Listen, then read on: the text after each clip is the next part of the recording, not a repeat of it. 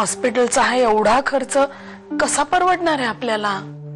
आई मी बघितलंय, आहेत तेवढे सेव्हिंग्ज आपले, पुरतील. ते पैसे मी तुझ्या लग्नासाठी ठेवले होते ग. ते खर्च झाले तर मग कसं होईल? डोळे मिटायच्या आधी तुझं लग्न झालेलं बघायचंय मला. का असं बोलतेस तू? याकरता करतोय का आपण हे सगळं? तू काळजी नको करूस. आता हेच बघ ना, आपल्याला वाटलं होतं का हे सगळं इतक्या पटकन जुळून येईल ते? तू काळजी नको करू, शांतपणे पडून राहा. पुढच्या टेस्टला बोलवतील आता. कसलाच विचार करू नकोस तू. हे बघ, मला तुझी काळजी वाटते ना, म्हणून विचारतोय. अरे तसं नाही रे, मी खरंच सांगते तुला. तुम्ही इथे आहात, मी तिकडे शोधत होते. ही माझी सख्खी मोठी बहीण गौरी आणि ही मनस्विनी. मी जरा आलो, यांना डॉक्टरकडे घेऊन जातो, नाहीतर उगाच दुखणं अंगावर काढेल ती. अरे नाही, नको, खरंच नको मंगेश. हे बघ, मी तुझं काही एक ऐकणार नाहीये. तू आत्ताच्या आत्ता माझ्याबरोबर डॉक्टरकडेच आहे. मी जरा आलो पटकन. चल. अरे नको मंगेश. काय नको? तू चल माझ्याबरोबर. अरे तुला इथे कामं असतील. काही कामं? चल माझ्याबरोबर. ऐक रे जरा. झालं ते खरंच खूप वाईट झालं ग. कोमलने असं वागायलाच नको होतं नाही. शी. पण खरं सांगू का कविता, चूक तुझीच आहे. नाही म्हणजे राग मानून घेऊ नको. तू एवढं प्रेमापोटी म्हण, काळजीपोटी म्हण, तिला तुझ्या घरी आणून ठेवलंस. पण या आजकालच्या पोरींचं काही सांगता येत नाही ग. कशाही वागतात, बहकतात. आता झाला ना तुझ्याच डोक्याला ताप.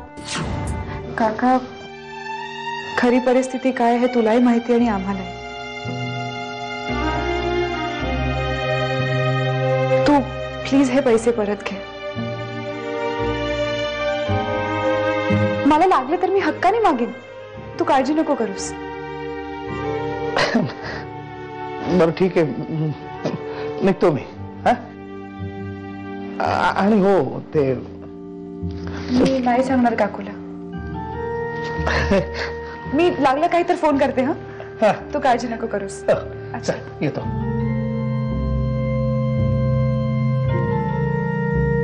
तू हे सगळं का सहन करतेस?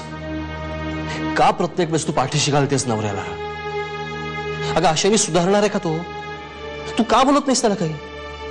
आणि तू त्याला काही बोलत नाहीस ना, म्हणूनच तो असा वागतो. हे बघ, तुझा त्रास नाही भगवत मला. त्याला काही इलाज नाही मंगेश. हे बघ, हे असंच चालू राहणार. बदलेल हळूहळू सगळं. मंगेश, मला एक मुलगी आहे लहान. तिचा विचार नको का करायला मला? तिच्यासाठी का होईना पण बदलवतील ते स्वतःला. आज तो पार्लर मध्ये आला होता. CID inspector. काय? मला फोन करू नकोस किंवा भेटू सुद्धा नकोस. आणि आम्ही तुला काही दिवस क्लायंटकडे पाठवत नाही. त्या लोकांना तुझा क्लूच लागतं का म्हणे. हे असं कायमचं झालं तर किती बरं होईल. तुमच्या त्या क्लायंट पासून कायमची सुटका तरी होईल माझी. असा विचारही मनात आणायचा नाही बरं का. आणि जर का असा विचार मनात आणलास तर तुला चांगलंच ठाऊक आहे काय होईल ते. तुझे सगळे फोटोज, सगळे MMS सुपर डुपर हिट सगळीकडे.